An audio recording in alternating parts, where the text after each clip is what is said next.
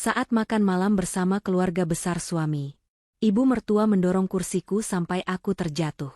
Lalu dia berteriak, "Minggir, kursi ini hanya untuk keluarga terpandang. Babu sepertimu tak pantas ada di sini."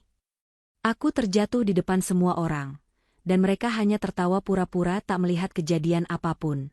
Mereka tidak tahu, malam itu aku membuat keputusan besar yang akan merubah hidup mereka.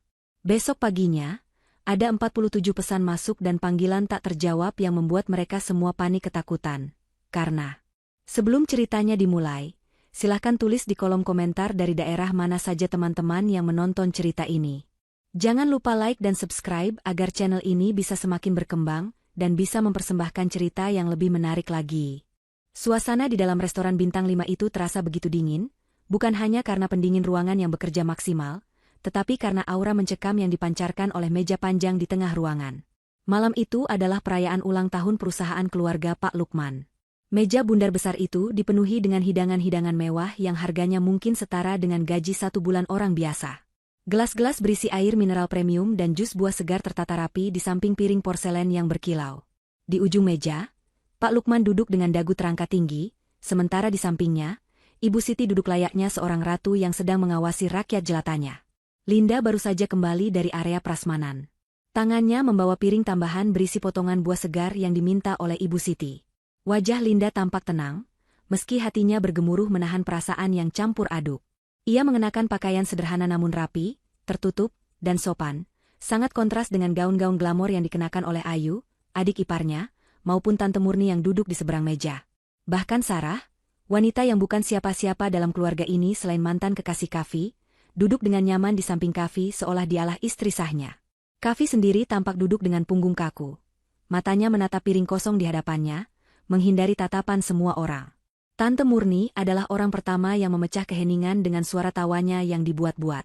Ia menatap Linda yang sedang berjalan mendekat dengan tatapan mencemooh. Tante Murni berbisik cukup keras kepada Ibu Siti bahwa pelayan di restoran ini bahkan berpakaian lebih modis daripada menantu Ibu Siti. Ayu yang mendengar itu langsung menyahut dengan nada yang tak kalah pedas. Ia mengatakan bahwa selera kakaknya memang rendahan, itulah sebabnya Kavi membawa wanita kampung masuk ke dalam keluarga terpandang mereka. Sarah hanya tersenyum tipis, sesekali melirik Kavi dengan tatapan menggoda, seolah ingin menunjukkan bahwa ia jauh lebih pantas berada di sisi pria itu dibandingkan Linda. Linda berusaha menulikan telinganya. Ia sudah kenyang dengan hinaan seperti ini selama 2 tahun pernikahannya. Ia meletakkan piring buah itu di hadapan Ibu Siti dengan hati-hati. Ibu Siti tidak mengucapkan terima kasih. Wanita parubaya itu hanya melirik sekilas ke arah buah-buahan itu lalu mengibaskan tangannya, seolah mengusir lalat. Linda menghela napas panjang, mencoba menelan rasa sakit di dadanya. Ia kemudian berbalik arah menuju kursi kosong di sebelah Kavi, satu-satunya tempat yang tersisa untuknya. Kavi menoleh sedikit, memberikan tatapan bersalah yang selama ini selalu ia berikan, tatapan seorang suami yang tidak berdaya membela istrinya. Saat Linda hendak menarik kursi itu untuk duduk, tiba-tiba sebuah hentakan keras terjadi. Ibu Siti, dengan gerakan kaki yang cepat dan kasar, menendang kaki kursi yang akan diduduki Linda. Linda yang sudah dalam posisi setengah duduk kehilangan keseimbangan. Tubuhnya terhuyung ke belakang. Ia tidak sempat berpegangan pada apapun.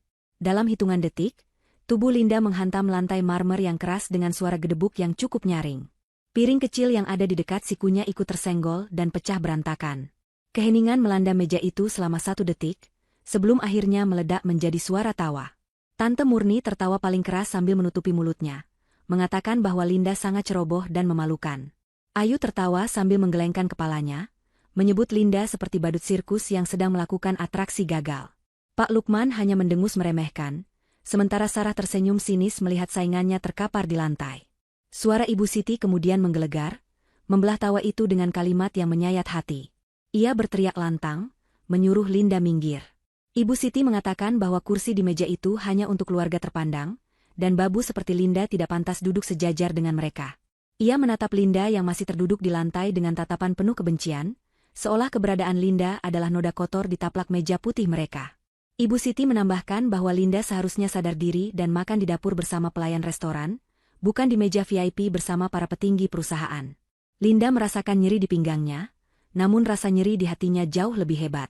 Ia mengangkat wajahnya, menatap satu persatu wajah orang-orang yang menertawakannya. Mereka adalah keluarga suaminya, orang-orang yang seharusnya menjadi keluarganya juga.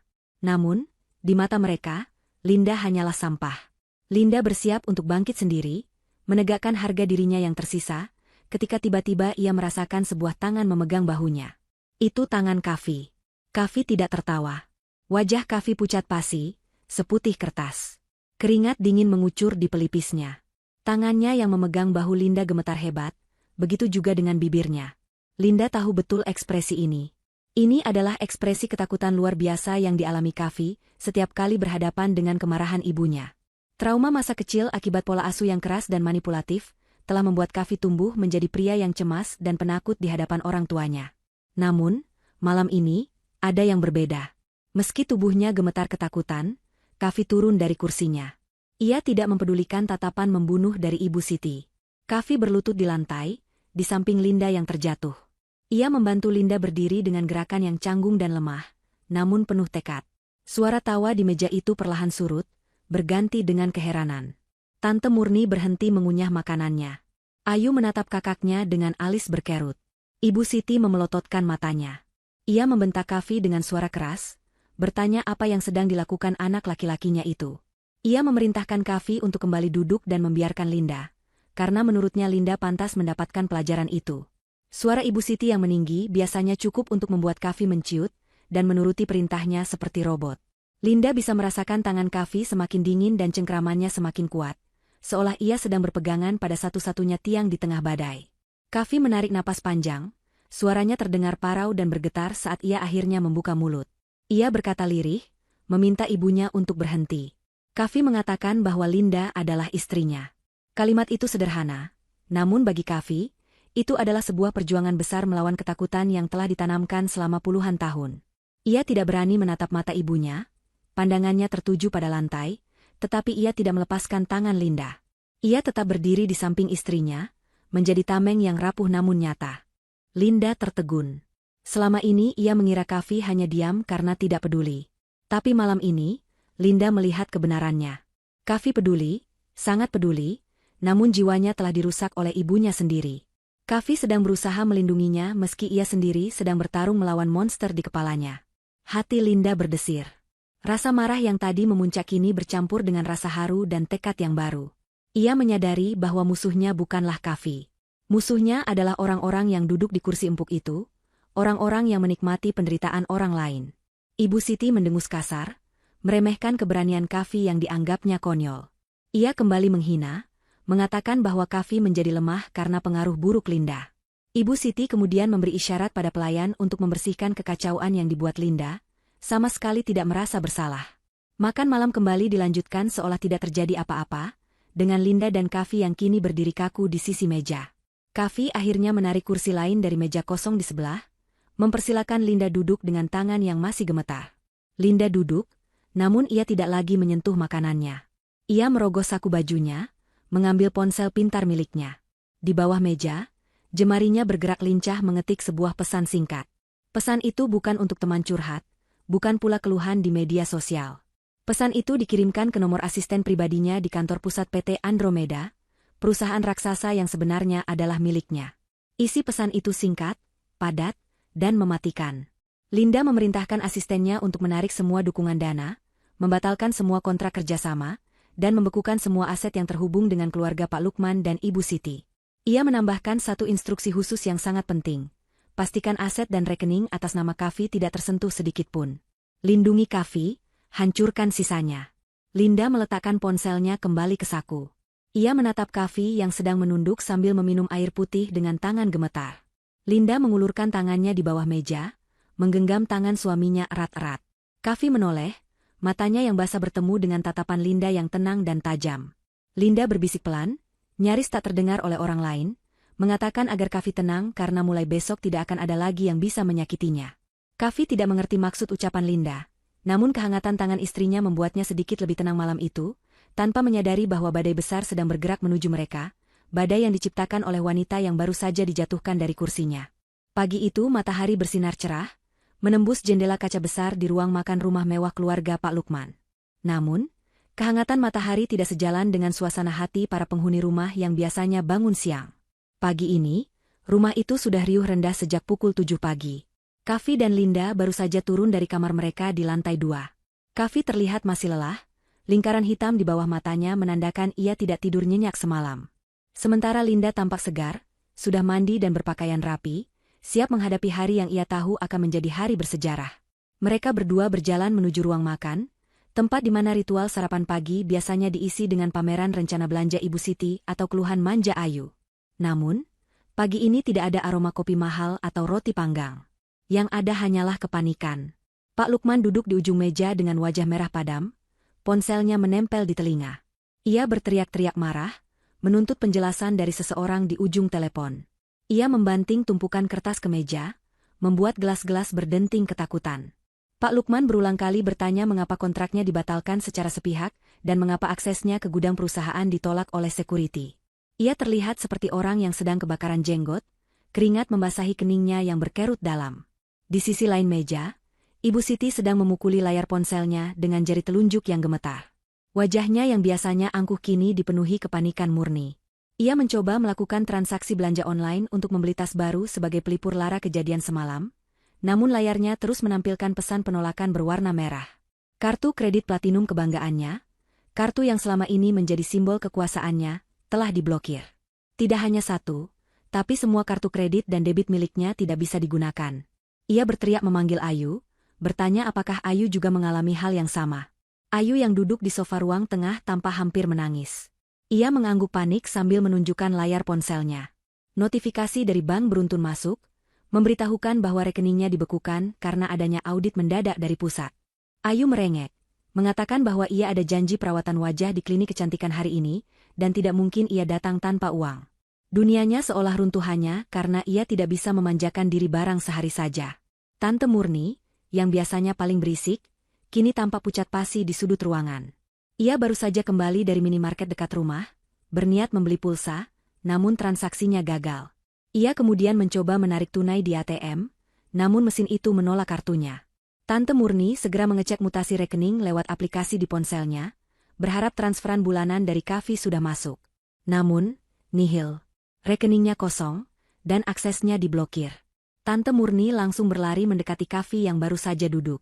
Tante Murni mengguncang lengan Kavi dengan kasar. Ia bertanya dengan suara melengking, menuduh Kavi sengaja tidak mentransfer uang jatah bulanannya.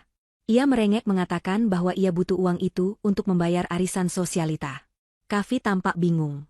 Ia belum sempat mengecek ponselnya sejak bangun tidur. Dengan tangan yang masih sedikit gemetar sisa trauma semalam, Kavi mengeluarkan ponselnya. Saat Kavi membuka kunci layar ponselnya, puluhan notifikasi masuk secara bersamaan, membuat ponsel itu bergetar tanpa henti di tangannya. Namun, notifikasi di ponsel Kavi berbeda dengan notifikasi di ponsel ayah dan ibunya. Tidak ada pesan pembatalan kontrak atau pemblokiran rekening. Yang ada adalah notifikasi dividen investasi yang masuk, laporan tabungan yang stabil, dan akses penuh ke aset-aset pribadinya. Semuanya aman. Harta Kavi, sekecil apapun dibandingkan harta ayahnya, utuh tak tersentuh. Tante Murni yang mengintip dari balik bahu Kavi langsung memeki kaget. Ia menunjuk layar ponsel Kavi dan berteriak kepada semua orang di ruangan itu. Ia mengatakan bahwa rekening Kavi masih aktif dan saldonya bertambah. Tante Murni langsung menuduh Kavi sebagai pengkhianat. Provokasinya menyulut amarah Ibu Siti dan Pak Lukman yang sedang kalut. Pak Lukman menutup teleponnya dengan kasar dan menatap tajam ke arah Kavi. Ia berjalan mendekat dengan langkah lebar, menuduh Kavi bersekongkol dengan pesaing bisnisnya untuk menghancurkan perusahaan keluarga. Pak Lukman tidak habis pikir bagaimana mungkin di saat seluruh aset keluarga dibekukan, hanya aset Kavi yang selamat. Logika sederhananya menyimpulkan bahwa Kavi pasti terlibat dalam sabotase ini.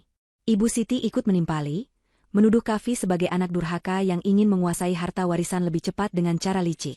Kavi terpojok. Ia mundur selangkah, punggungnya menabrak dinding. Wajahnya kembali pucat. Ia menggelengkan kepala berulang kali, berusaha menjelaskan bahwa ia tidak tahu apa-apa. Suaranya tercekat di tenggorokan. Ia tidak mengerti apa yang sedang terjadi. Ia hanyalah staf biasa di perusahaan ayahnya. Ia tidak punya kuasa untuk memblokir aset siapapun. Namun, tuduhan bertubi-tubi dari keluarganya, ditambah tatapan penuh kebencian dari Ayu dan Sarah yang baru muncul, membuatnya merasa kecil dan tak berdaya. Di tengah kekacauan itu, Linda berdiri tegak di samping Kavi. Wajahnya tenang, tidak ada sedikit pun gurat kepanikan. Ia memegang lengan Kavi, memberikan dukungan fisik agar suaminya tidak ambruk. Linda menatap Tante Murni, Ibu Siti, dan Pak Lukman bergantian dengan tatapan dingin yang belum pernah mereka lihat sebelumnya. Namun sebelum Linda sempat membuka mulut, sebuah dering telepon rumah memecah ketegangan. Pak Lukman mengangkat telepon rumah itu dengan kasar. Suara di seberang sana terdengar tegas dan profesional. Suaranya diperkeras sehingga bisa didengar oleh semua orang di ruangan yang mendadak hening. Penelepon itu memperkenalkan diri sebagai sekretaris utama dari PT Andromeda. Nama perusahaan itu membuat wajah Pak Lukman berubah dari merah pada menjadi putih pucat. PT Andromeda adalah investor utama, nyawa bagi kelangsungan bisnis keluarga mereka. Jika Andromeda menarik diri, mereka tamat. Sekretaris itu menyampaikan pesan singkat namun mutlak. Ia mengatakan bahwa CEO baru PT Andromeda ingin bertemu dengan seluruh anggota keluarga Pak Lukman pagi ini juga, tepat pukul 9. Tidak ada negosiasi lewat telepon.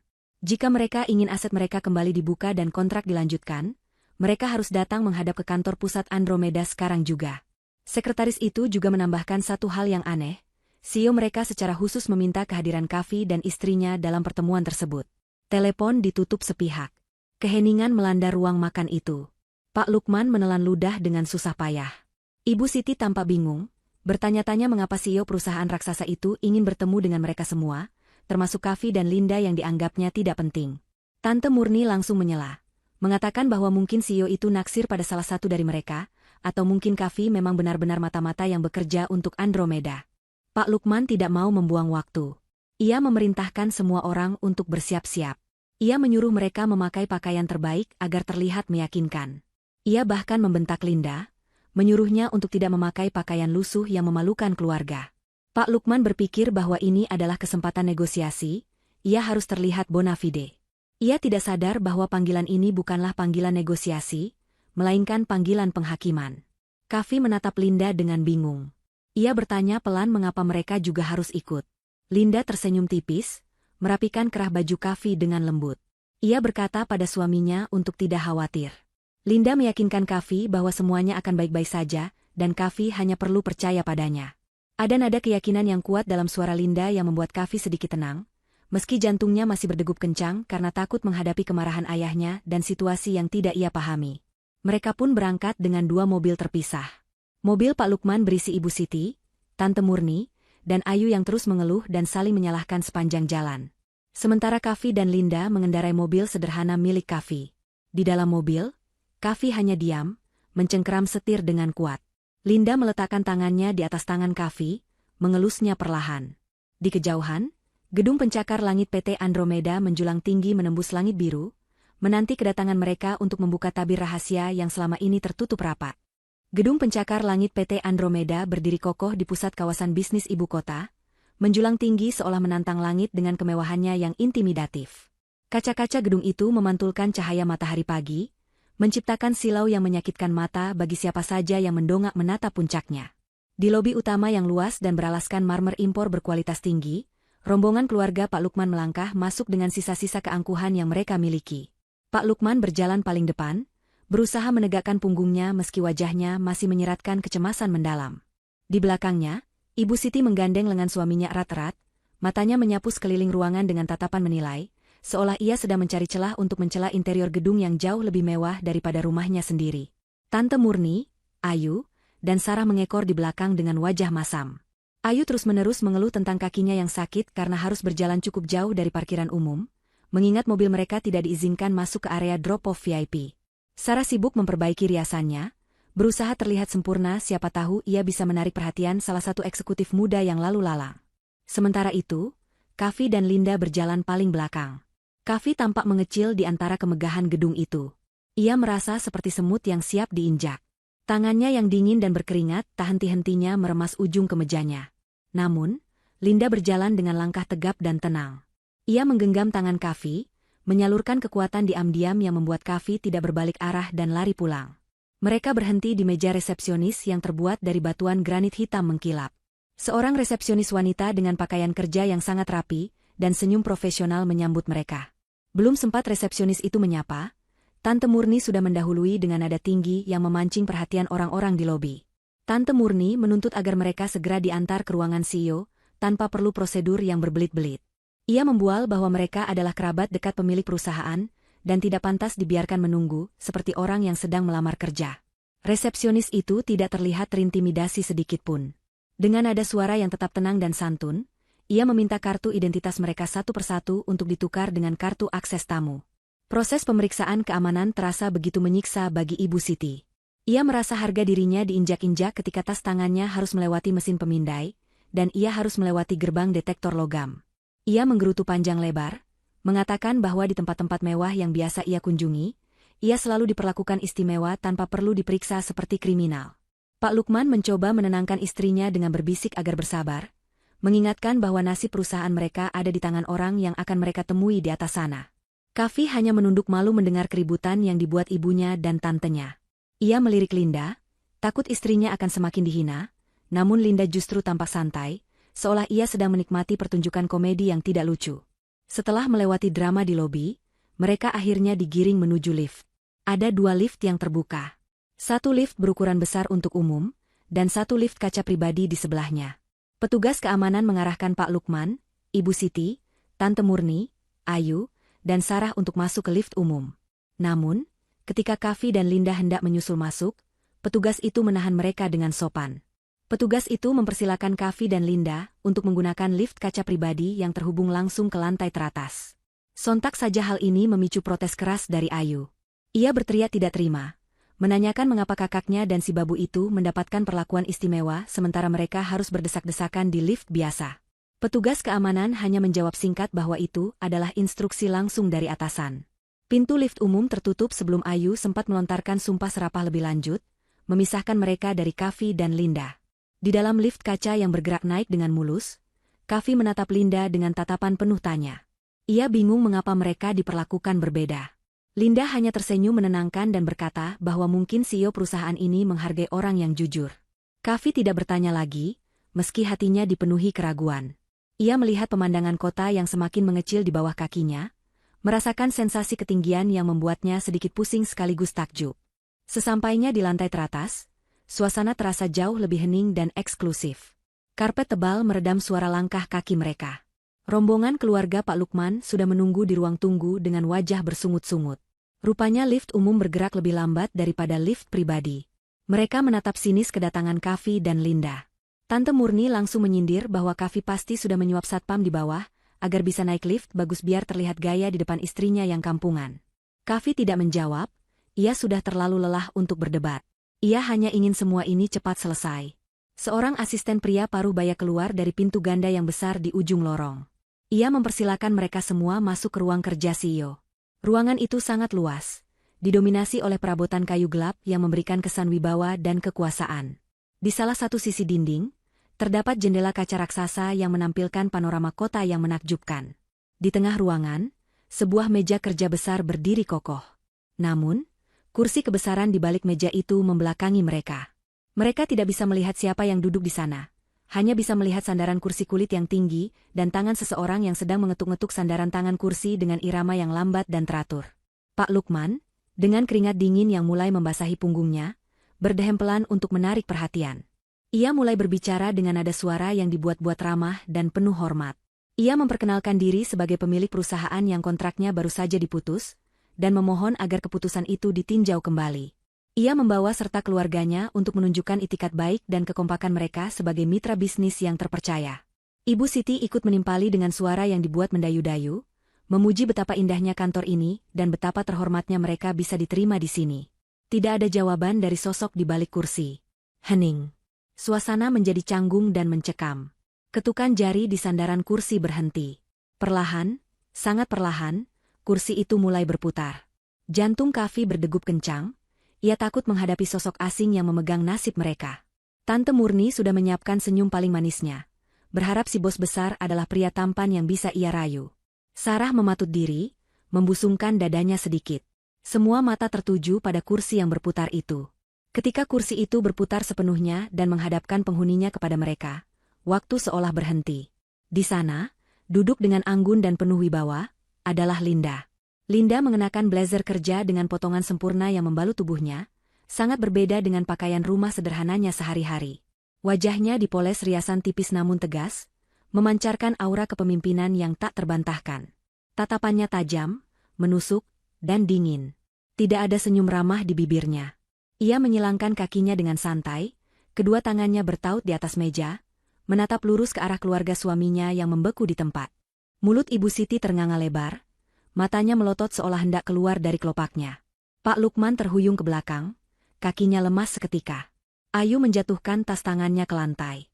Tante Murni memucat seperti mayat, senyum manisnya lenyap digantikan ekspresi horor. Sarah menutup mulutnya dengan kedua tangan, menahan jeritan kaget. Mereka semua terpaku dalam kebisuan yang memekakan telinga. Otak mereka menolak memproses apa yang dilihat mata mereka. Bagaimana mungkin Linda, menantu yang selalu mereka hina, babu yang mereka suruh-suruh, duduk di kursi kekuasaan tertinggi di perusahaan raksasa ini? Kavi adalah yang paling syok di antara mereka semua. Ia menatap istrinya dengan pandangan kosong, mulutnya bergetar menyebut nama Linda dengan lirih. Ia merasa seperti sedang bermimpi. Linda, wanita sederhana yang selalu ia lindungi dengan kemampuannya yang terbatas, ternyata adalah sosok raksasa yang selama ini menaungi mereka. Kavi merasa dunianya terbalik. Rasa bingung, kaget, dan takjub bercampur aduk menjadi satu. Linda memecah keheningan itu dengan suara yang tenang namun berwibawa, suara yang bergema di seluruh ruangan. Ia mengucapkan selamat datang kepada keluarga terpandang yang akhirnya bersedia menginjakan kaki di kantor sederhananya. Nada bicaranya penuh sindiran halus yang tajam. Ia menatap Ibu Siti tepat di manik matanya, lalu mengalihkan pandangan pada Tante Murni yang masih gemetar. Linda bertanya apakah kursi yang ia duduki sekarang cukup pantas untuk diduduki oleh seorang babu, mengulangi kata-kata hinaan yang dilemparkan padanya semalam. Ibu Siti, yang masih dalam penyangkalan, berusaha berbicara. Ia tergagap, menuduh Linda lancang karena masuk ke ruangan bos dan duduk di kursi itu. Ia berpikir Linda pasti sudah gila atau sedang melakukan kejahatan. Namun, asisten pria yang berdiri di samping meja langsung memotong dengan tegas. Ia memperkenalkan Linda sebagai CEO dan pemilik tunggal PT Andromeda, serta pemegang saham mayoritas di berbagai perusahaan rekanan. Pengumuman resmi itu menghancurkan sisa-sisa penyangkalan mereka. Lutut Ibu Siti lemas, ia harus berpegangan pada meja agar tidak jatuh. Linda berdiri dari kursinya. Ia berjalan perlahan memutari meja besar itu, langkah kakinya terdengar tegas di atas lantai karpet. Ia tidak menghampiri mertuanya. Ia berjalan lurus menuju Kavi yang masih berdiri mematung di belakang. Linda berhenti tepat di depan suaminya. Ia meraih kedua tangan Kavi yang dingin dan menggenggamnya erat. Di depan mata semua orang yang pernah merendahkan mereka, Linda mengangkat tangan Kavi dan mencium punggung tangan suaminya dengan penuh hormat. Linda kemudian berbalik menghadap keluarganya, masih dengan menggenggam tangan Kavi. Ia mendeklarasikan dengan suara lantang bahwa mulai detik ini, PT Andromeda tidak akan pernah bekerja sama dengan siapapun yang tidak bisa menghargai manusia. Ia menegaskan bahwa Kavi adalah suaminya, dan siapapun yang menghina Kavi, sama saja dengan menabuh genderang perang melawannya. Linda menatap tajam ke arah Pak Lukman, memberitahukan bahwa nasib perusahaan mereka kini berada di ujung tanduk, dan satu-satunya alasan mengapa ia belum menghancurkannya sampai menjadi debu adalah karena pria yang berdiri di sampingnya ini. Linda telah menjadi perisai bagi suaminya, perisai yang terbuat dari baja yang tak tertembus, membalikan keadaan di mana sang pelindung kini menunjukkan taringnya. Suasana di dalam ruangan CEO itu berubah drastis setelah deklarasi Linda. Ketegangan yang mencekam perlahan berganti menjadi kepanikan yang menyedihkan dari pihak keluarga Pak Lukman. Menyadari bahwa Linda memegang kendali penuh atas hidup mati ekonomi mereka, sikap mereka berubah 180 derajat dalam sekejap mata. Topeng keangkuhan yang biasa mereka pakai retak dan hancur, digantikan oleh wajah-wajah memelas yang menjijikan. Ibu Siti adalah orang pertama yang mencoba merubah taktik. Dengan wajah yang dipaksakan tersenyum, meski terlihat kaku dan aneh, ia melangkah maju mendekati Linda dan Kavi. Suaranya berubah menjadi sangat lembut, nada yang hampir tidak pernah didengar Kavi seumur hidupnya. Ibu Siti berkata bahwa semua ini pasti hanya salah paham belaka. Ia mencoba menyentuh bahu Linda, menyebutnya sebagai menantu kesayangan yang pintar dan berbakat. Ibu Siti beralasan bahwa sikap kerasnya selama ini hanyalah cara untuk mendidik Linda agar menjadi wanita yang tangguh, dan lihatlah hasilnya sekarang. Linda menjadi sukses luar biasa. Ia mencoba memutarbalikkan fakta, mengklaim kredit atas kesuksesan Linda sebagai hasil didikannya. Tante Murni tidak mau ketinggalan. Ia yang tadinya menghina Kavi habis-habisan, kini langsung memuji Kavi setinggi langit. Ia mengatakan bahwa ia selalu tahu Kavi punya selera yang bagus dalam memilih istri. Tante Murni bahkan mencoba memeluk lengan Kavi, merengek manja meminta maaf atas ucapannya tadi pagi yang diklaimnya hanya candaan antar keluarga. Pak Lukman pun ikut serta, ia berbicara dengan nada kebapakan yang palsu, mengajak Linda untuk duduk bersama dan membicarakan masa depan bisnis keluarga kita, dengan kepala dingin, seolah-olah ia tidak pernah mengusir Linda makan di dapur. Linda menepis tangan Ibu Siti yang hendak menyentuhnya. Gerakannya halus namun tegas, menyiratkan penolakan mutlak. Ia melepaskan genggaman tangannya dari Kavi sejenak, lalu berjalan kembali ke mejanya. Ia mengambil sebuah map tebal berwarna merah yang sudah disiapkan di atas meja. Linda tidak meladeni basa-basi busuk mereka.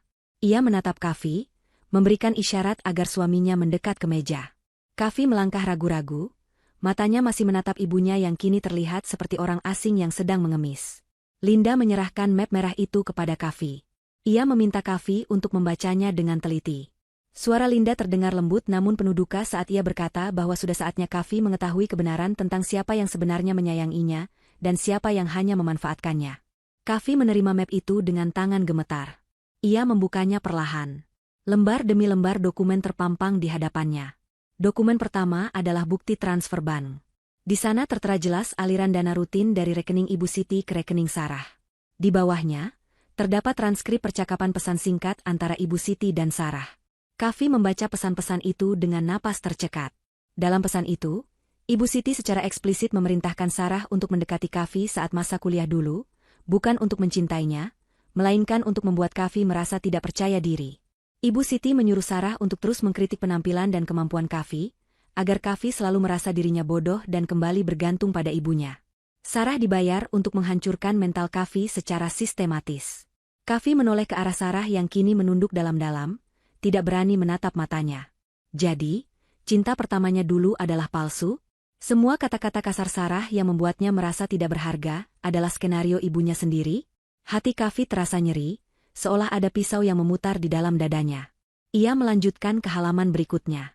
Dokumen tentang investasi bodong yang menjeratnya 3 tahun lalu. Saat itu, Kavi kehilangan uang tabungan yang sangat besar dan merasa sangat bersalah pada orang tuanya. Ternyata, dokumen di tangan Kavi menunjukkan bahwa perusahaan investasi itu adalah perusahaan cangkang yang didirikan oleh teman dekat Tante Murni. Uang yang disetor Kavi tidak pernah diinvestasikan, melainkan dibagi dua antara Tante Murni dan teman tersebut. Tante Murni lah yang membujuknya habis-habisan untuk ikut investasi itu, dan Tante Murni pula yang menikmati uang kerugian Kavi. Selama ini, Kavi hidup dalam rasa bersalah karena merasa bodoh telah tertipu, padahal ia ditipu oleh tantenya sendiri. Lembar terakhir adalah yang paling menyakitkan. Bukti rekaman medis dan kesaksian apoteker langganan keluarga. Setahun yang lalu, Kavi sering sakit kepala hebat dan merasa lemas. Ibunya selalu memberinya jamu khusus, racikan sendiri. Hasil lab dalam dokumen itu menunjukkan bahwa jamu tersebut mengandung zat penenang dosis rendah yang jika dikonsumsi jangka panjang akan menyebabkan ketergantungan mental, rasa cemas berlebih, dan penurunan fungsi kognitif. Ibu Siti sengaja membuat Kavi tetap lemah dan sakit-sakitan agar Kavi tidak pernah punya keberanian untuk pergi meninggalkan rumah atau melawan perintahnya. Kavi merasa mual. Ia ingin muntah. Seluruh tubuhnya gemetar hebat. Kali ini bukan karena takut, tapi karena amarah yang meledak dari dasar jiwanya. Ia menatap ibunya dengan pandangan nanar, air mata mengalir deras di pipinya tanpa bisa dibendung. Sosok ibu yang selama ini ia takuti, ia hormati, dan ia coba bahagiakan mati-matian, ternyata adalah monster yang memotong sayapnya setiap kali ia mencoba terbang. Ibunya tidak mencintainya, ibunya hanya mencintai kendali atas dirinya. Ibu Siti melihat ekspresi Kavi berubah. Ia mulai panik. Ia berusaha mendekati Kavi lagi, mengatakan bahwa dokumen itu palsu, buatan Linda untuk mengadu domba mereka. Ia berteriak histeris, mengatakan bahwa tidak mungkin seorang ibu tega melakukan itu pada anaknya sendiri. Ia menggunakan senjata andalannya, air mata buaya dan playing victim. Ia meraung-raung, mengatakan bahwa ia melahirkan Kavi dengan taruhan nyawa, dan inikah balasan Kavi padanya? Kavi menutup map itu dengan keras. Suara bantingan map itu membuat semua orang terlonjak. Ia menatap ibunya lurus-lurus, sesuatu yang tidak pernah berani ia lakukan sebelumnya. Napasnya memburu. Kavi mengingat setiap momen di mana ia merasa dirinya sampah. Setiap momen ia merasa gagal. Setiap momen ia ingin mengakhiri hidup karena merasa tidak berguna. Semua itu adalah ciptaan ibunya. Dengan suara yang awalnya pelan namun semakin meninggi hingga menjadi teriakan yang menggetarkan dinding ruangan, Kavi akhirnya melepaskan segalanya. Ia berkata bahwa selama ini ia diam. Ia diam saat dihina, ia diam saat direndahkan, karena ia pikir itu adalah bentuk baktinya sebagai anak. Tapi hari ini, Ia sadar bahwa Bakti tidak seharusnya membunuh jiwanya. Kavi menunjuk wajah ibunya dengan jari telunjuk yang gemetar karena emosi. Ia berteriak, "Cukup, Ibu. Cukup." Teriakannya begitu keras, hingga urat-urat lehernya menonjol. Ia mengatakan bahwa ia bukan lagi boneka mainan ibunya. Ia bukan lagi anak kecil bodoh yang bisa dikendalikan dengan rasa bersalah. Kavi melangkah mundur, mendekat ke arah Linda, berdiri tegak di samping istrinya. Ia menatap keluarganya satu persatu. Pada ayahnya yang pengecut, pada tantenya yang pencuri, pada adiknya yang manja, dan pada ibunya yang manipulatif. Kavi kemudian menggenggam tangan Linda, mengangkatnya tinggi-tinggi. Dengan suara lantang dan tegas, Kavi menjatuhkan pilihannya. Ia berkata bahwa mulai hari ini, keluarganya adalah Linda. Hanya Linda. Linda lah yang memungutnya saat ia hancur. Linda lah yang diam-diam melunasi hutang investasi bodongnya tanpa pernah mengungkitnya, dan Linda lah yang memberinya rasa hormat sebagai manusia. Kavi mengusir mereka. Kata-kata itu keluar dari mulutnya dengan finalitas yang mengerikan. Ia menyuruh mereka semua keluar dari ruangan itu, keluar dari hidupnya, dan jangan pernah kembali lagi. Ibu Siti terhuyung mundur, seolah ditampar oleh kenyataan pahit bahwa ia telah kehilangan satu-satunya aset yang paling berharga, ketaatan putranya.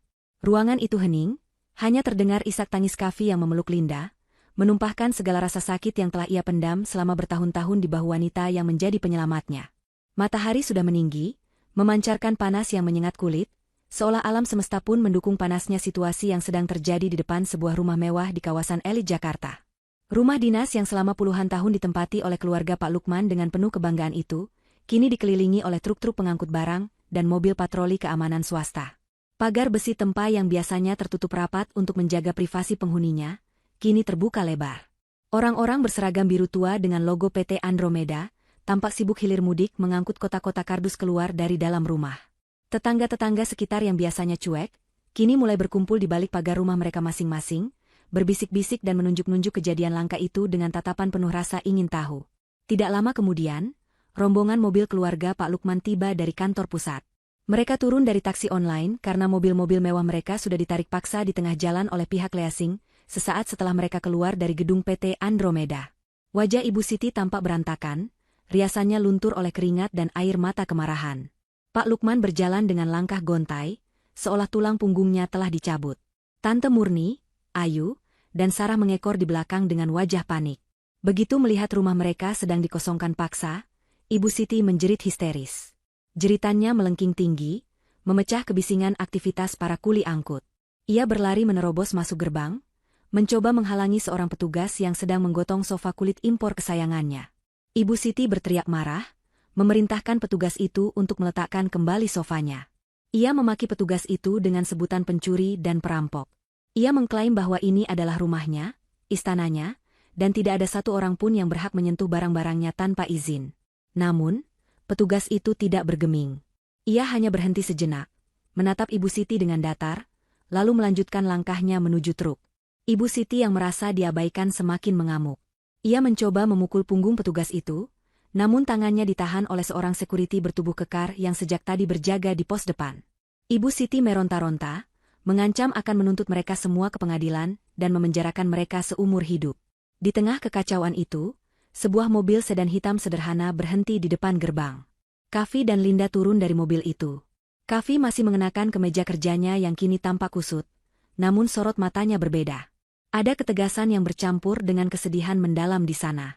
Linda berdiri di sampingnya, memegang payung hitam untuk melindungi suaminya dari terik matahari, bertindak sebagai pendamping setia yang siap menopang kapan saja Kavi goyah. Melihat kedatangan Kavi, Ibu Siti langsung melepaskan diri dari pegangan sekuriti dan berlari menghampiri anaknya. Ia berharap Kavi sudah berubah pikiran, berharap adegan di kantor tadi hanyalah mimpi buruk atau sandiwara sesaat. Ibu Siti mencengkeram lengan Kavi, mengguncangnya dengan kasar. Ia memohon pada Kavi untuk menghentikan kegilaan ini. Ia menyuruh Kavi mengusir orang-orang berseragam itu dan mengembalikan kehormatan keluarga mereka. Namun, Kavi tidak bergerak. Ia berdiri kokoh seperti karang. Dengan perlahan namun pasti, Kavi melepaskan tangan ibunya dari lengannya.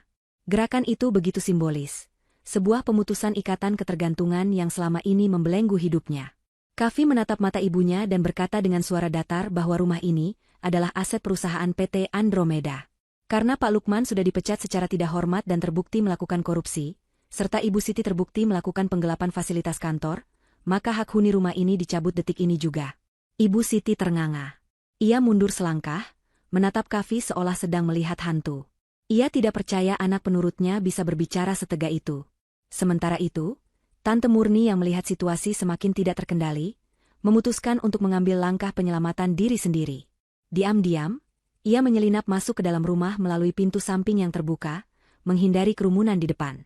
Tante Murni berlari menuju kamar utama di lantai 2, tempat Ibu Siti biasa menyimpan koleksi perhiasan dan barang antiknya. Di kepalanya hanya ada satu tujuan, yaitu mengamankan barang berharga sebanyak mungkin sebelum diusir, agar ia punya modal untuk hidup atau mencari mangsa baru. Di dalam kamar yang sudah setengah kosong itu, Tante Murni dengan panik membuka laci-laci meja rias.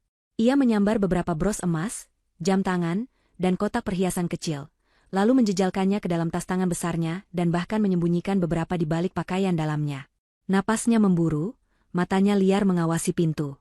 Saat ia hendak mengambil sebuah patung giok kecil di atas nakas, tiba-tiba pintu kamar terbuka. Kavi berdiri di sana, didampingi oleh 2 orang petugas keamanan wanita. Tante Murni terlonjak kaget.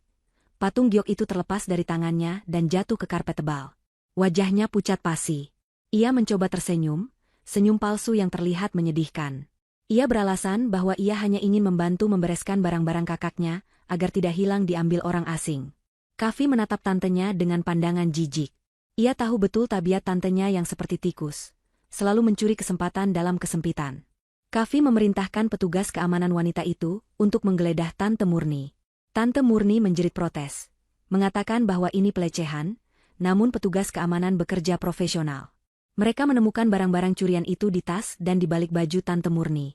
Kavi menggelengkan kepalanya pelan. Ia berkata bahwa Tante Murni benar-benar menyedihkan. Tante Murni yang terpojok mulai menangis, bersujud di kaki Kavi, memohon belas kasihan.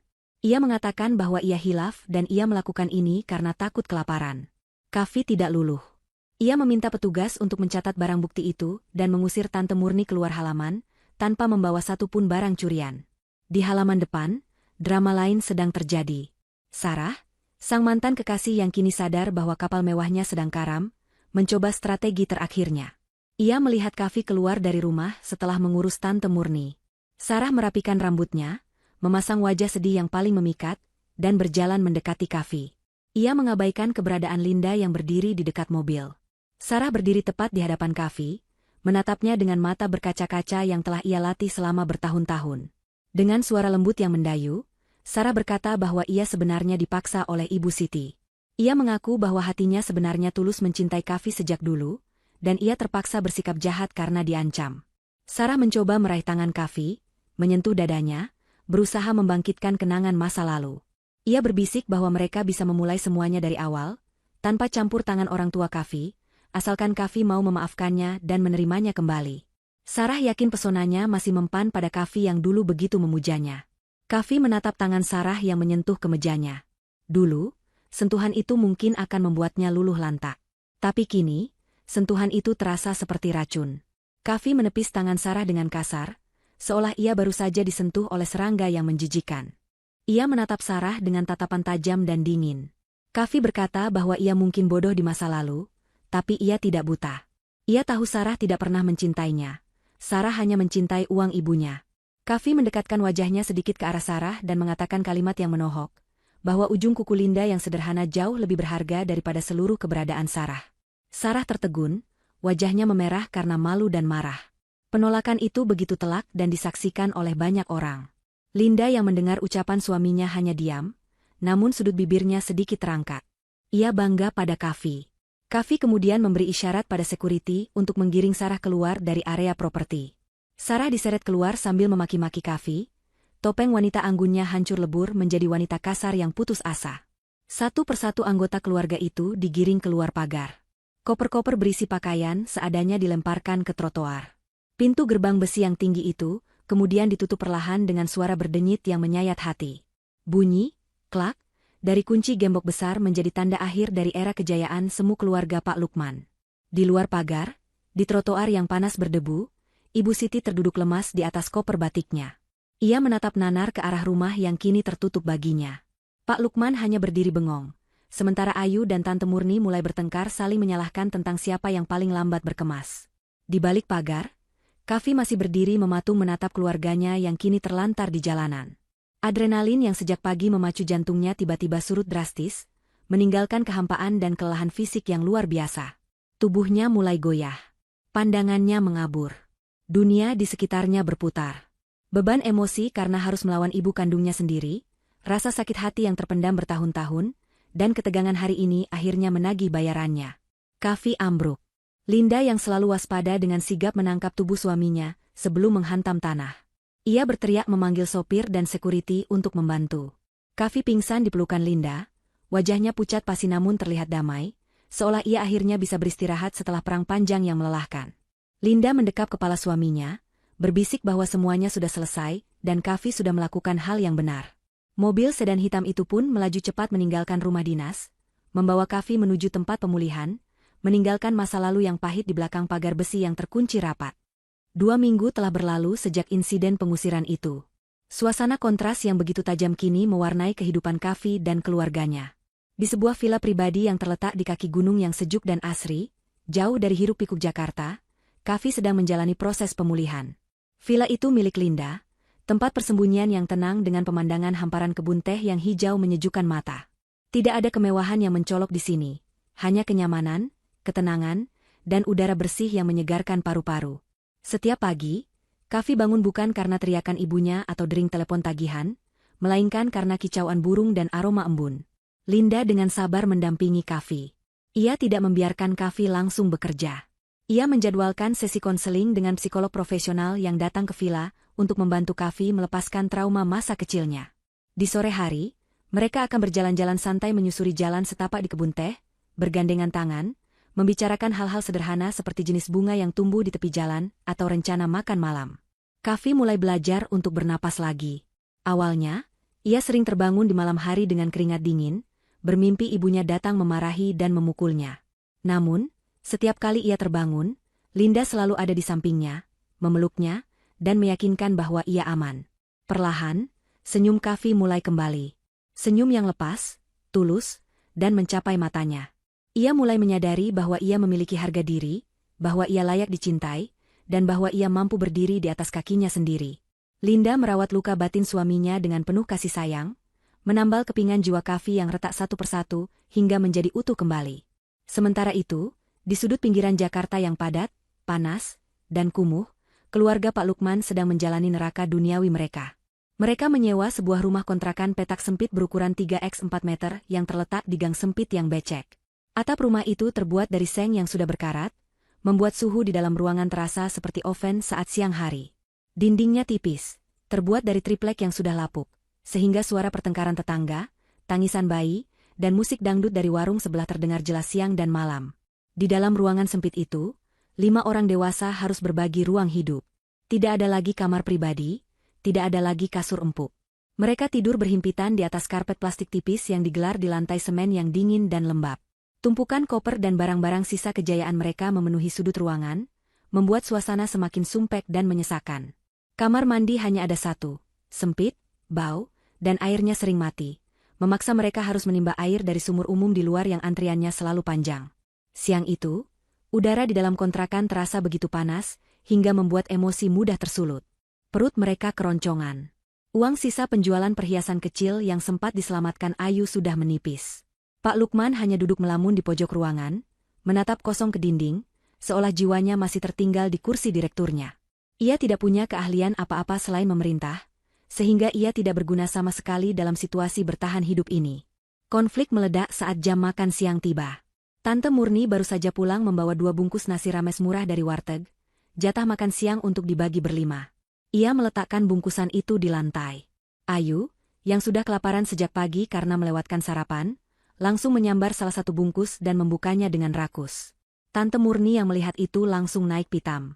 Ia menampar tangan Ayu hingga sendok plastiknya terlempar. Tante Murni berteriak marah, mengatakan bahwa Ayu tidak tahu diri. Ia mengungkit bahwa uang untuk membeli nasi itu adalah hasil ia menjual cincin emas terakhirnya, sementara Ayu hanya duduk ongkang-ongkang kaki di rumah sambil mengeluh kepanasan. Ayu yang manja dan temperamental tidak terima dipukul. Ia berdiri dan mendorong tubuh gempal Tante Murni, hingga terjungkal menabrak tumpukan kardus. Ayu membalas dengan teriakan lantang, menyebut Tante Murni sebagai benalu tua yang selama ini menghabiskan harta kakaknya. Perkelahian fisik pun tak terhindarkan. Ayu dan Tante Murni saling jambak rambut, berguling-guling di lantai sempit itu. Kuku-kuku panjang Ayu mencakar lengan Tante Murni, sementara Tante Murni menjambak rambut Ayu yang kusut hingga beberapa helai rontok. Mereka berteriak-teriak mengeluarkan kata-kata kotor, saling memaki dan menyumpahi. Nasi bungkus yang menjadi sumber masalah terinjak-injak, hingga isinya berhamburan di lantai kotor, bercampur dengan debu. Ibu Siti yang duduk di sudut ruangan hanya bisa berteriak-teriak frustrasi, memerintahkan mereka untuk berhenti. Namun, suaranya yang serak dan lemah tidak lagi memiliki wibawa. Tidak ada yang mendengarkannya. Ia mencoba berdiri untuk melerai, tapi kakinya tersandung kaki Pak Lukman, membuatnya jatuh terduduk kembali dengan keras. Ibu Siti menangis histeris, meratapi nasibnya yang berubah dari seorang ratu menjadi penghuni gubuk derita. Ia memanggil-manggil nama Kavi di sela tangisnya, berharap anaknya datang menyelamatkan. Namun yang datang hanyalah tetangga kontrakan yang menggedor dinding tripleks sambil berteriak menyuruh mereka diam. Malam harinya, suasana di kontrakan itu hening namun mencekam. Mereka semua kelaparan karena nasi jatah siang sudah hancur. Ayu duduk meringkuk di pojok sambil memegangi rambutnya yang rontok, menangis sesenggukan. Tante Murni duduk di dekat pintu dengan napas memburu dan tatapan mata yang liar. Otaknya berputar keras mencari cara untuk mendapatkan uang dengan cepat. Ia tidak sanggup hidup seperti ini lebih lama lagi. Ia butuh uang untuk makan enak, untuk membeli kipas angin, dan untuk kabur dari keluarga gila ini. Saat sedang melamun menatap jalanan gang yang gelap, seekor kucing kampung melintas di depan pintu. Melihat kucing itu, tiba-tiba sebuah ingatan melintas di benak Tante Murni. Ia teringat pada Linda. Bukan pada kekayaan Linda, tapi pada sesuatu yang sangat disayangi Linda selain suaminya. Seekor kucing Persia berbulu putih lebat bernama Mochi.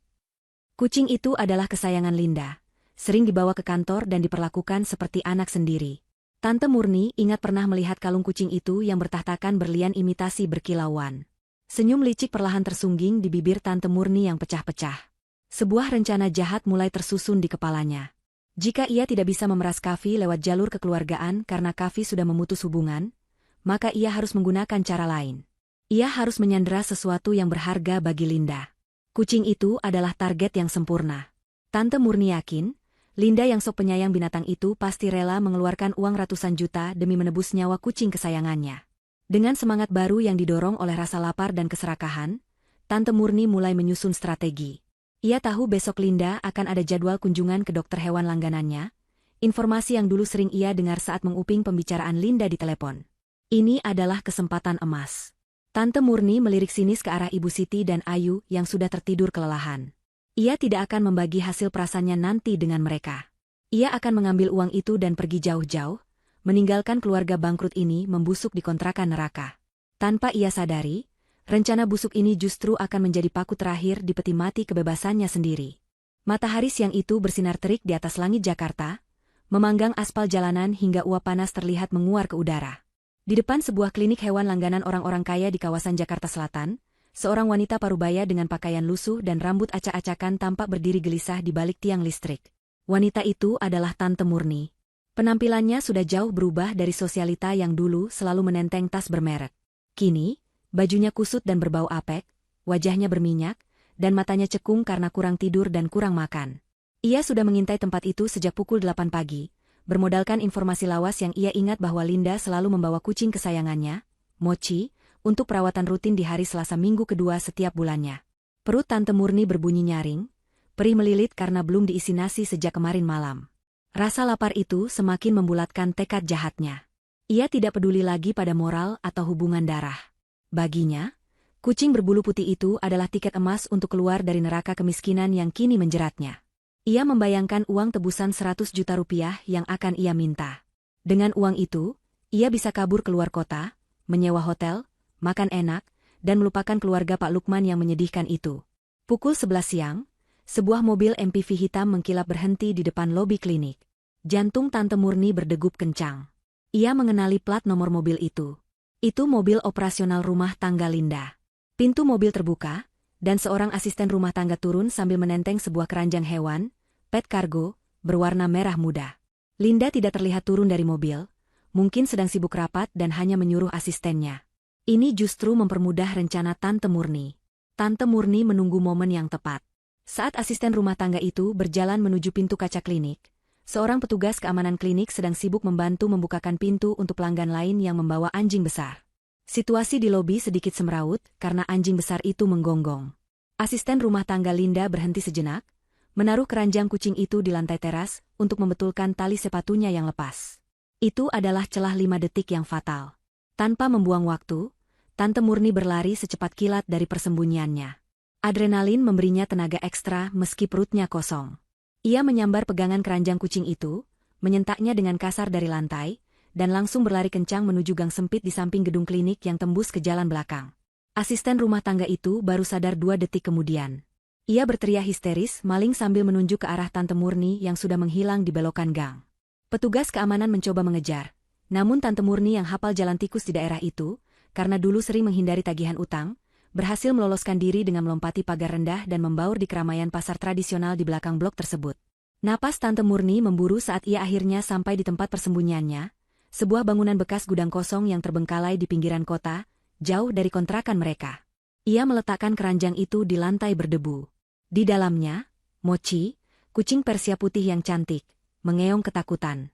Tante Murni tertawa sinis melihat kucing itu. Ia mengetuk kandang itu dengan jari telunjuknya yang kotor, berkata pada kucing itu bahwa ia adalah penyelamat nasibnya. Dengan tangan gemetar, Tante Murni mengeluarkan ponsel jadul miliknya, satu-satunya barang berharga yang tidak ia jual. Ia menekan nomor telepon Kavi yang masih ia hafal di luar kepala. Panggilan tersambung. Di seberang sana, terdengar suara Kavi yang tenang namun waspada. Sebelum Kavi sempat bicara, Tante Murni langsung memotong dengan nada mengancam yang dibuat-buat agar terdengar menakutkan. Ia mengatakan bahwa kucing kesayangan istri Kavi ada di tangannya. Ia mengancam akan melempar kucing itu ke sungai jika Kavi tidak mentransfer uang 100 juta rupiah dalam waktu 1 jam. Di villa tempat pemulihan, suasana berubah tegang. Linda yang mendapat kabar dari asistennya menangis terseduh-seduh. Bagi Linda, Mochi bukan sekadar hewan peliharaan, tapi teman setia yang menemaninya di masa-masa sulit saat Kavi masih di bawah kendali ibunya. Kavi mendengarkan ancaman Tante Murni melalui pengeras suara ponselnya. Wajahnya mengeras, rahangnya terkatup rapat. Namun, tidak ada ketakutan di matanya seperti dulu. Yang ada hanyalah kemurkaan yang dingin dan terkalkulasi. Kavi memberi isyarat tangan pada Linda untuk tenang. Dengan suara datar dan tanpa emosi, Kavi menjawab tantenya. Ia tidak memohon, tidak juga marah-marah. Ia hanya bertanya di mana Tante Murni ingin uang itu diserahkan, karena ia tidak bisa mentransfer uang sebanyak itu secara mendadak tanpa dicurigai bank. Tante Murni, yang merasa di atas angin karena mengira Kavi takut, langsung menyetujui. Ia menyebutkan lokasi gudang kosong itu dan mewanti-wanti agar Kavi datang sendiri tanpa polisi. Jika ia melihat mobil polisi, kucing itu mati. Kavi menutup telepon.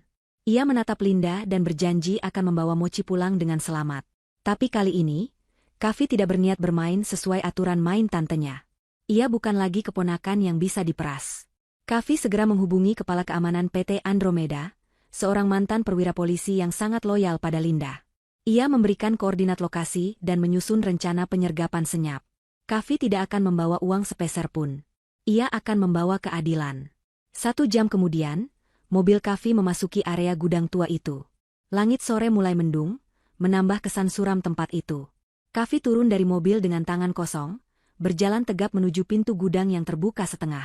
Di dalam, remang-remang cahaya matahari menyorot debu yang beterbangan. Tante Murni berdiri di tengah ruangan sambil memeluk keranjang kucing, wajahnya tampak liar dan penuh harap. Begitu melihat Kavi, senyum serakah merekah di wajah Tante Murni. Ia berteriak meminta tas berisi uang. Kavi berhenti 5 meter di depannya. Ia memasukkan kedua tangannya ke saku celana, menatap tantenya dengan pandangan merendahkan. Kavi berkata dengan tenang bahwa ia tidak membawa uang. Kalimat itu membuat senyum Tante Murni lenyap seketika. Matanya melotot marah. Ia mengangkat keranjang kucing itu tinggi-tinggi, mengancam akan membantingnya ke lantai beton saat itu juga. Namun, sebelum Tante Murni sempat melakukan gerakan apapun, suara sirine yang memekakan telinga tiba-tiba meraung dari segala penjuru. Lampu sorot menyilaukan menyala dari balik tumpukan kardus bekas di sekeliling ruangan. Rupanya, tim keamanan dan polisi berpakaian preman sudah mengepung tempat itu sejak 20 menit yang lalu, masuk lewat pintu belakang tanpa suara. Tante Murni panik luar biasa. Ia dikepung. Polisi berteriak memerintahkan ia meletakkan keranjang itu dan mengangkat tangan. Tubuh Tante Murni gemetar hebat, kakinya lemas. Keranjang kucing itu terlepas dari tangannya, namun dengan sigap seorang petugas polisi yang berada paling dekat langsung menangkap keranjang itu sebelum menyentuh lantai. Kucing itu selamat. Tante Murni, sebaliknya, tamat. Dua orang poluan maju dan langsung membekuk Tante Murni, memelintir tangannya ke belakang dan memakaikan borgol besi yang dingin. Tante Murni meronta-ronta histeris, berteriak-teriak memanggil nama Kavi. Ia mulai memainkan kartu keluarga. Ia menangis meraung-raung, mengatakan bahwa ia adalah tante kandung Kavi, adik dari ibunya. Ia memohon Kavi untuk tidak memenjarakannya, beralasan bahwa ia melakukan ini karena terpaksa demi memberi makan ibunya Kavi yang kelaparan di kontrakan. Kavi berjalan mendekat. Ia mengambil keranjang kucing itu dari tangan polisi, memastikan Mochi baik-baik saja di dalam. Kemudian, ia menatap Tante Murni yang sedang diseret polisi. Tatapan Kavi dingin, sedingin es. Ia berkata bahwa saudara tidak akan memeras saudaranya sendiri, dan saudara tidak akan mencuri kebahagiaan orang lain demi keserakahan pribadi. Kavi menegaskan bahwa hukum tetaplah hukum. Saat diseret menuju mobil polisi, Tante Murni yang merasa hancur dan dikhianati oleh keponakannya sendiri, memutuskan untuk meledakkan bom terakhirnya. Rasa sakit hati membuatnya ingin melihat Kavi menderita juga. Ia berhenti meronta, menatap Kavi dengan mata merah menyala penuh kebencian, lalu berteriak sekeras-kerasnya. Tante Murni berteriak bahwa Kavi bodoh, karena memenjarakan tantenya sementara pembunuh sebenarnya masih bebas berkeliaran. Kavi menghentikan langkahnya. Ia berbalik perlahan.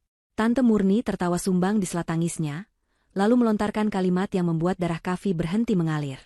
Ia berkata agar Kavi menanyakan pada ibunya tentang keguguran Linda setahun yang lalu. Tante Murni berteriak bahwa itu bukan kecelakaan. Bayi itu mati karena ibunya Kavi yang membunuhnya dengan racun. Langit seolah runtuh menimpa kepala Kavi. Dunia di sekitarnya mendadak sunyi.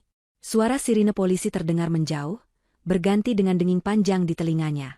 Rahasia kelam yang baru saja diteriakkan Tante Murni menggema berulang-ulang di kepalanya, membuka luka lama yang belum kering, dan mengubah kesedihan menjadi amarah yang membakar habis sisa-sisa rasa hormatnya pada wanita yang melahirkannya.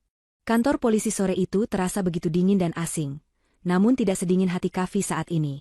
Ia duduk di ruang interogasi, berhadapan dengan Tante Murni yang kini sudah memakai baju tahanan oranye. Setelah teriakan di gudang tadi, Kavi memaksa polisi untuk membiarkannya bicara dengan Tante Murni sebelum proses hukum berlanjut. Kavi butuh kebenaran. Ia butuh detail. Tante Murni, yang menyadari bahwa nasibnya sudah tamat dan tidak ada lagi yang perlu disembunyikan, akhirnya membuka mulutnya lebar-lebar. Mungkin karena rasa bersalah, atau mungkin karena rasa dendam pada Ibu Siti yang selama ini selalu menyuruh-nyuruhnya tanpa pernah ikut menanggung risiko. Dengan suara parau, Tante Murni menceritakan segalanya. Setahun yang lalu, saat Linda hamil muda, Ibu Siti merasa terancam. Ibu Siti takut jika Linda punya anak, perhatian dan uang Kavi akan beralih sepenuhnya pada anak dan istrinya, sehingga jatah kemewahan Ibu Siti akan berkurang. Selain itu, Ibu Siti sangat membenci Linda dan tidak sudi memiliki cucu dari rahim, babu, itu. Tante Murni mengaku melihat dengan mata kepalanya sendiri bagaimana Ibu Siti mencampurkan ramuan herbal penggugur kandungan, yang ia beli secara ilegal dari dukun beranak di pinggiran kota, ke dalam minuman sari kacang hijau yang rutin dibuatkan untuk Linda setiap pagi. Kavi mendengarkan cerita itu dengan tangan terkepal erat di atas meja besi, begitu erat hingga buku-buku jarinya memutih dan kuku-kukunya melukai telapak tangannya sendiri. Ia ingat betul masa-masa itu. Ia ingat Linda yang sering mengeluh sakit perut hebat setelah minum sari kacang hijau buatan mertuanya. Ia ingat Linda yang mengalami pendarahan hebat di kamar mandi. Ia ingat tangisan histeris Linda saat dokter mengatakan janin mereka tidak bisa diselamatkan. Dan yang paling menyakitkan, Kavi ingat bagaimana Ibu Siti saat itu memeluk Linda dengan wajah sedih yang palsu, mengatakan bahwa Linda mungkin terlalu lelah bekerja dan kandungan Linda memang lemah. Semua itu bohong. Itu bukan kecelakaan. Itu pembunuhan. Dan pembunuhnya adalah ibunya sendiri. Kavi keluar dari kantor polisi tanpa mengucapkan sepatah kata pun lagi pada Tante Murni. Ia berjalan menuju mobilnya seperti mayat hidup. Tatapannya kosong. Namun di balik kekosongan itu ada badai amarah yang siap menghancurkan apa saja. Linda, yang menunggu di mobil sambil memeluk Mochi, melihat wajah suaminya dan langsung tahu bahwa sesuatu yang sangat mengerikan telah terungkap. Kavi tidak mengatakan apa-apa, ia hanya menyalakan mesin mobil dan memacu kendaraannya membelah kemacetan Jakarta. Tujuannya hanya satu, kontrakan sempit di gang kumuh itu. Perjalanan menuju kontrakan terasa sangat lama. Kavi mencengkeram setir dengan kuat. Setiap kenangan manis masa kecilnya bersama ibunya kini terasa ternoda, berubah menjadi bayangan mengerikan tentang kemunafikan. Ia menyadari bahwa cinta ibunya adalah racun. Ibunya tidak pernah mencintainya. Ibunya hanya mencintai dirinya sendiri. Dan demi ego itu, ibunya tega membunuh darah dagingnya sendiri, cucu kandungnya sendiri. Mobil Kavi berhenti di depan mulut gang sempit yang becek. Ia turun dari mobil, mengabaikan tatapan heran warga sekitar yang melihat pria berjas rapi dengan wajah murka berjalan cepat masuk ke dalam gang. Kavi menendang pintu triplek kontrakan itu, hingga terbuka lebar dengan suara brak yang keras. Di dalam, Ibu Siti, Pak Lukman, dan Ayu sedang duduk melingkar menghadapi makan malam berupa nasi putih dan kerupuk. Mereka terlonjak kaget melihat pintu yang terbuka paksa. Saat melihat Kavi berdiri di ambang pintu, wajah Ibu Siti langsung berubah cerah. Senyum lebar merekah di bibirnya yang pucat. Ia mengira Kavi datang untuk menjemput mereka, untuk membawa mereka kembali ke kehidupan mewah, atau setidaknya membawakan uang. Ibu Siti langsung berdiri, merentangkan tangannya hendak memeluk Kavi, bibirnya mengucapkan kata-kata manis tentang betapa ia merindukan putra kesayangannya. Kavi tidak menyambut pelukan itu.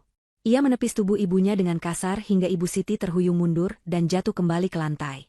Ayu dan Pak Lukman terpekik kaget. Mereka belum pernah melihat Kavi melakukan kontak fisik sekasar itu pada ibunya.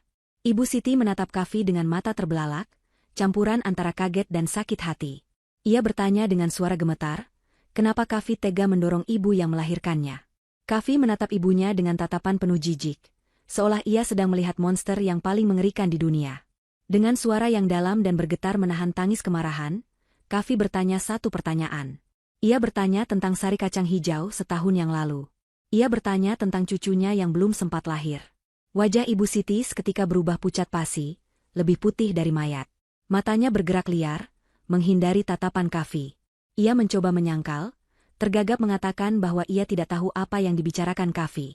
Ia mencoba bersumpah demi Tuhan, namun kata-katanya tersangkut di tenggorokan. Reaksi panik ibunya adalah konfirmasi yang paling nyata bagi Kavi. Tidak perlu pengakuan verbal, bahasa tubuh ibunya sudah menceritakan segalanya. Kavi melangkah maju, membuat Ibu Siti semakin meringkuk ketakutan di lantai. Kavi mengeluarkan kertas bukti visum dan salinan pengakuan Tante Murni yang sempat ia minta dari polisi, lalu melemparkannya ke wajah ibunya. Kertas-kertas itu berhamburan di udara, jatuh menutupi tubuh Ibu Siti yang gemetar. Dengan suara yang menggelegar memenuhi ruangan sempit itu, Kavi menumpahkan segalanya. Ia berteriak memanggil ibunya dengan sebutan, pembunuh. Kavi mengatakan bahwa ia bisa memaafkan ibunya yang menghina istrinya, ia bisa memaafkan ibunya yang menguasai hartanya, tapi ia tidak akan pernah memaafkan ibunya yang membunuh anaknya. Kavi meraung, air mata mengalir deras di wajahnya, bertanya dosa apa yang dilakukan bayi tak berdosa itu, hingga neneknya sendiri tega meracuninya. Pak Lukman dan Ayu hanya bisa diam mematung di pojok ruangan. Tubuh mereka gemetar ketakutan, syok mendengar fakta mengerikan itu. Mereka tahu Ibu Siti jahat, tapi mereka tidak menyangka wanita itu sanggup melakukan pembunuhan. Kavi menarik napas panjang, berusaha mengendalikan dirinya agar tidak melakukan hal yang akan ia sesali. Ia menatap Ibu Siti untuk terakhir kalinya. Tatapan itu bukan lagi tatapan seorang anak pada ibunya, melainkan tatapan orang asing. Dengan suara yang dingin dan final, Kavi menjatuhkan vonisnya. Ia berkata bahwa mulai detik ini, Ibu Siti tidak lagi memiliki anak laki-laki. Kavi menyatakan dirinya yatim piatu. Ia memutuskan semua hubungan darah, hukum, dan emosional. Ia bersumpah tidak akan pernah datang lagi, bahkan jika Ibu Siti mati sekalipun. Setelah mengucapkan kalimat perpisahan yang menyakitkan itu, Kavi berbalik badan dan melangkah keluar tanpa menoleh lagi. Di belakangnya, Ibu Siti merasakan dadanya sesak luar biasa. Jantungnya berdegup kencang tak beraturan, seolah mau meledak. Rasa kaget, takut, malu, dan panik bercampur menjadi satu hantaman yang mematikan. Pembuluh darah di otaknya tidak sanggup menahan lonjakan tekanan darah yang mendadak tinggi akibat stres ekstrim itu. Pandangannya menggelap, telinganya berdenging kencang. Ibu Siti mencoba memanggil nama Kavi, tapi lidahnya keluh, mulutnya miring, dan suaranya hanya keluar sebagai erangan tak jelas. Tubuh Ibu Siti kejang sesaat sebelum akhirnya ambruk kaku ke lantai semen yang dingin. Ayu menjerit histeris melihat ibunya tidak sadarkan diri dengan mata terbelalak kosong. Pak Lukman panik mengguncang tubuh istrinya, tapi tidak ada respon. Di ambang pintu gang, Kavi mendengar teriakan Ayu dan keributan tetangga yang mulai berdatangan. Langkah kakinya terhenti sejenak. Hanya 1 detik. Hatinya berdesir, naluri anaknya ingin berbalik. Namun, Bayangan wajah Linda yang menangis saat kehilangan bayi mereka kembali muncul. Kavi mengertakkan gigi, meneguhkan hatinya, dan melanjutkan langkahnya menuju mobil. Ia meninggalkan ibunya yang sedang meregang nyawa di lantai kontrakan kumuh, menuai badai dari angin yang ia tanam sendiri selama bertahun-tahun. Bagi Kavi, ibunya sudah mati sejak setahun yang lalu, saat racun itu masuk ke tubuh istrinya. 1 tahun telah berlalu sejak malam yang kelam di rumah kontrakan sempit itu. Waktu bergulir dengan cepat, membawa perubahan nasib yang begitu drastis bagi setiap orang yang terlibat dalam drama keluarga ini. Di kawasan bisnis Jakarta yang sibuk, Kavi melangkah keluar dari lift pribadi di gedung PT Andromeda. Penampilannya kini jauh berbeda dari pria yang dulu sering menunduk dan gemetar. Kavi mengenakan setelan jas potongan rapi yang membalut tubuhnya yang kini lebih tegap. Wajahnya bersih, sorot matanya tajam dan penuh percaya diri. Tidak ada lagi keraguan dalam setiap langkah kakinya. Ia bukan lagi suami penakut yang berlindung di balik punggung istrinya, melainkan seorang direktur operasional yang disegani. Posisi yang ia raih bukan karena ia suami pemilik perusahaan, tetapi karena kerja keras dan pembuktian nyata selama 12 bulan terakhir. Sejak memutuskan hubungan dengan ibunya, Kavi seolah terlahir kembali. Ia membuang semua rasa takut yang ditanamkan ibunya sejak kecil. Di bawah bimbingan Linda, Kavi belajar bisnis dari nol. Ia tidak malu bertanya pada staf bawahan. Ia datang paling pagi dan pulang paling malam, mempelajari setiap detail operasional perusahaan. Ia membuktikan kepada para pemegang saham bahwa ia memiliki otak yang cerdas, yang selama ini tumpul hanya karena selalu ditekan dan dibilang bodoh oleh ibunya. Hari ini, Kavi baru saja berhasil menutup kesepakatan besar dengan investor asing yang nilainya triliunan rupiah, sebuah pencapaian yang membuat namanya dielu-elukan di majalah bisnis nasional. Namun, di belahan kota lain, nasib Pak Lukman justru sedang berada di titik nadir. Pagi itu, Pengadilan Tipikor Jakarta dipenuhi oleh wartawan. Pak Lukman duduk di kursi terdakwa dengan rompi oranye, wajahnya terlihat 10 tahun lebih tua. Rambutnya memutih sepenuhnya, tubuhnya kurus kering. Kasus korupsi dana pensiun karyawan di perusahaan lamanya, yang dulu berhasil ia tutupi berkat koneksi dan suap, kini dibuka kembali setelah audit menyeluruh yang dilakukan oleh manajemen baru di bawah kendali grup perusahaan Linda. Bukti-bukti yang dulu ia sembunyikan kini terpampang jelas di meja hijau. Kavi hadir di ruang sidang itu. Ia duduk di barisan paling belakang, mengenakan topi dan kacamata hitam agar tidak menarik perhatian. Ia melihat ayahnya menangis terseduh-seduh saat hakim membacakan vonis. 12 tahun penjara dan penyitaan seluruh aset yang tersisa untuk mengganti kerugian negara. Pak Lukman berteriak memanggil nama Kavi saat digiring keluar oleh petugas kejaksaan, berharap anaknya mau menggunakan kekuasaannya untuk menolong. Namun, Kavi tidak bergeming. Ia hanya menatap ayahnya dengan pandangan datar. Tidak ada rasa benci, tapi juga tidak ada rasa kasihan. Kavi tahu bahwa ini adalah konsekuensi logis dari keserakahan ayahnya sendiri.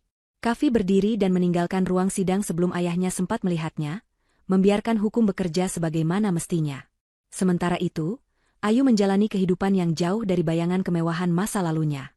Setelah Ibu Siti lumpuh total akibat stroke malam itu dan harus dirawat dengan biaya seadanya, Ayu terpaksa menjadi tulang punggung keluarga. Tanpa ijazah sarjana, karena dulu ia malas kuliah dan lebih suka menghamburkan uang kakaknya, Ayu kesulitan mencari pekerjaan layak. Kini, ia bekerja sebagai pelayan di sebuah warung makan tenda di pinggir jalan yang ramai dan berdebu. Malam itu, warung sedang ramai pembeli. Ayu berlarian ke sana kemari mengantar pesanan pecel lele dan es teh manis. Kakinya lecet karena sepatu murah yang ia pakai, tangannya kasar dan perih karena terlalu sering mencuci piring dengan sabun colek keras. Saat sedang membawa nampan berisi mangkuk soto panas, seorang pelanggan yang mabuk tidak sengaja menyenggolnya. Kuah soto panas itu tumpah mengenai baju pelanggan tersebut. Pelanggan itu marah besar. Ia berdiri dan memaki-maki Ayu di depan semua orang. Ia menyebut Ayu bodoh, tidak becus, dan pantasnya jadi tukang minta-minta saja. Ayu hanya bisa menunduk, meminta maaf berkali-kali sambil menahan air mata. Ia teringat kejadian setahun lalu di restoran mewah, saat ia dan ibunya menertawakan Linda yang jatuh dan bajunya kotor. Kini, roda nasib berputar dengan kejam. Ayu merasakan sendiri betapa sakitnya dihina di depan umum, betapa perihnya dianggap rendah, dan betapa lelahnya bekerja melayani orang lain yang tidak menghargainya. Karma telah datang menagih bayarannya dengan bunga yang tinggi. Tidak jauh berbeda dengan Sarah. Wanita yang dulu begitu sombong karena kecantikannya itu kini hidup dalam pelarian.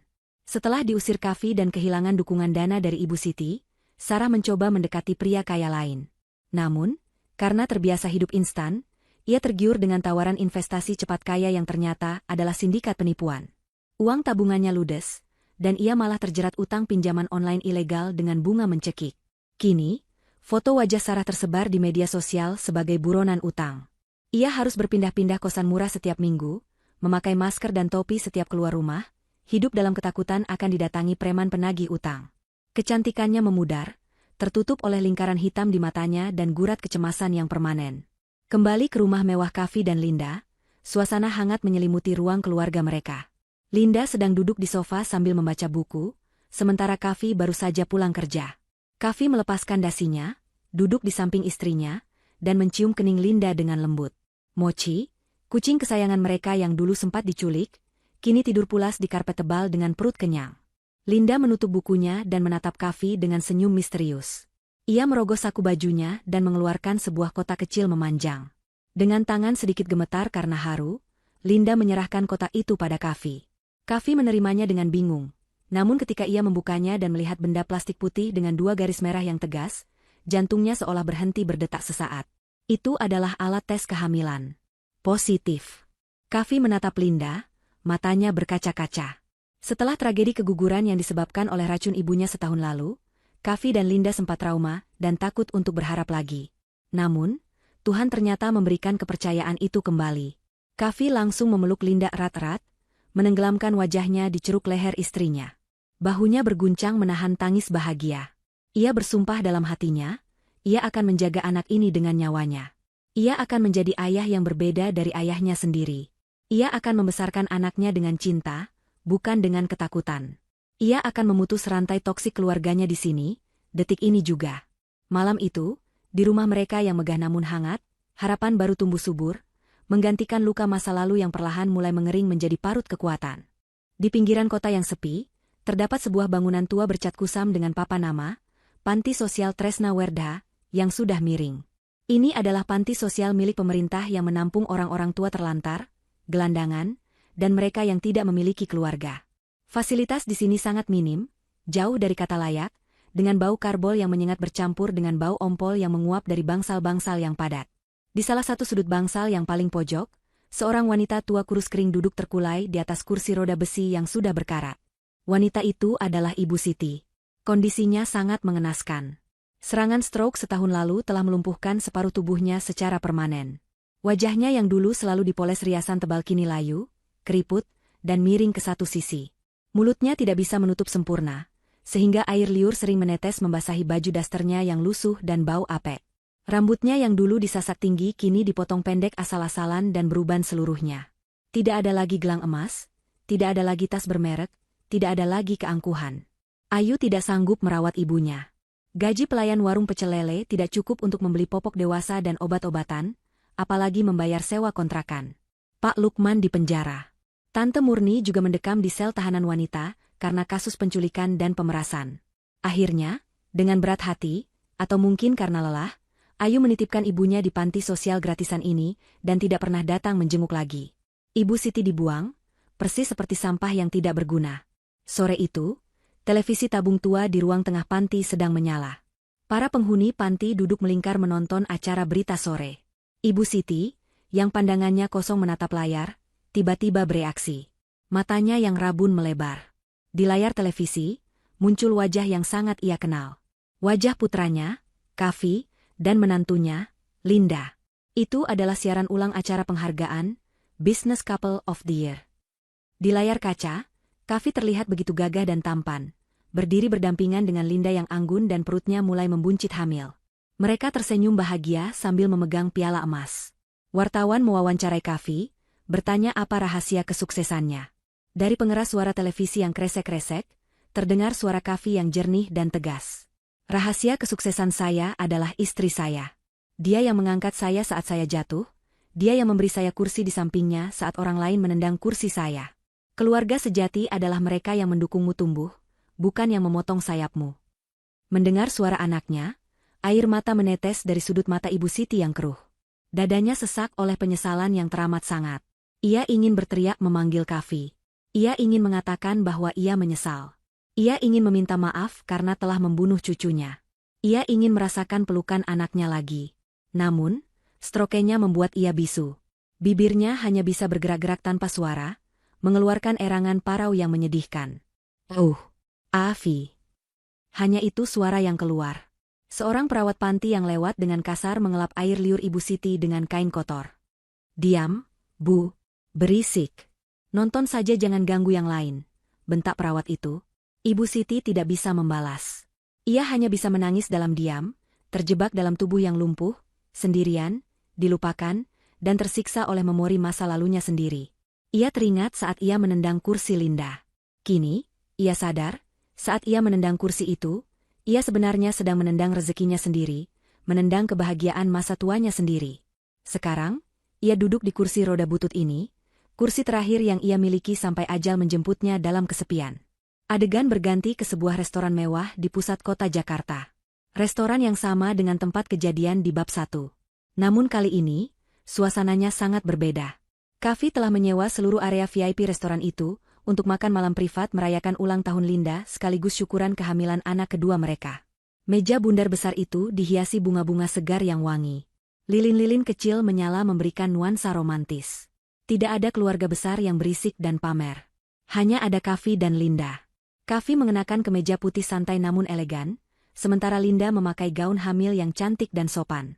Kavi berjalan mendahului Linda menuju meja. Ia menarik sebuah kursi dengan perlahan. Bukan dengan kaki, bukan dengan kasar, tapi dengan kedua tangannya, penuh kelembutan dan penghormatan. Ia mempersilakan Linda mendekat. "Silakan duduk, Ratuku," ucap Kavi sambil tersenyum tulus, matanya memancarkan cinta yang begitu besar. Linda tersenyum, mengingat kembali momen mengerikan di tempat yang sama setahun lalu. Dulu, kursi ini ditendang menjauh darinya. Dulu, ia dihina sebagai babu yang tak pantas duduk. Tapi hari ini, suaminya sendiri yang menyiapkan kursi itu, memperlakukannya seperti ratu yang sesungguhnya. Linda duduk dengan nyaman. Kavi kemudian membantu membetulkan posisi serbet di pangkuan Linda, lalu mengecup puncak kepala istrinya sebelum duduk di kursinya sendiri di samping Linda, bukan di seberang meja, tapi di sampingnya, setara dan sejalan. Pelayan datang membawakan hidangan pembuka. Kavi menuangkan air mineral ke gelas Linda. Mereka makan sambil berbincang ringan, tertawa lepas tanpa beban. Tidak ada lagi ketakutan akan dibentak, tidak ada lagi drama keluarga yang menguras emosi. "Mas," panggil Linda pelan di sela makan malam mereka. Kavi menoleh, meletakkan sendoknya. "Ya, sayang."